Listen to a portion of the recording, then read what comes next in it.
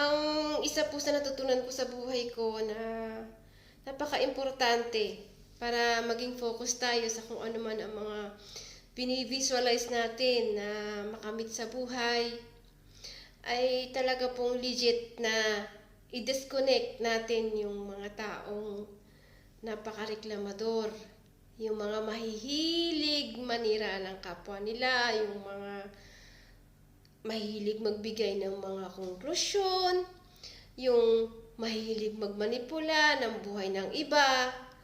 Hindi po talaga sila makakatulong sa atin. Kaya piliin lang po natin yung pakikisamahan natin. May kanya-kanya naman po tayong choices sa buhay. Free naman po yun.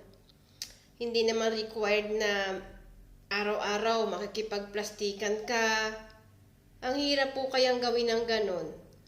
Mas maganda po, tahimik ang ating buhay, araw-araw, sa ating mga ginagawa at iniisip. Walang distraction, walang negative na papasok sa ating isip. Nasa sa atin naman na po yun eh. Kung sa umaga pa lang, pagkagising natin, ay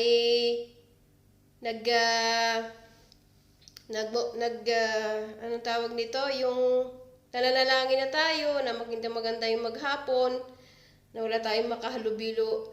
Pero hindi natin talaga may iwasan na hindi makakahalubilo ang mga taong toxic kung tawagin. Sorry for the word, pero totoo yun.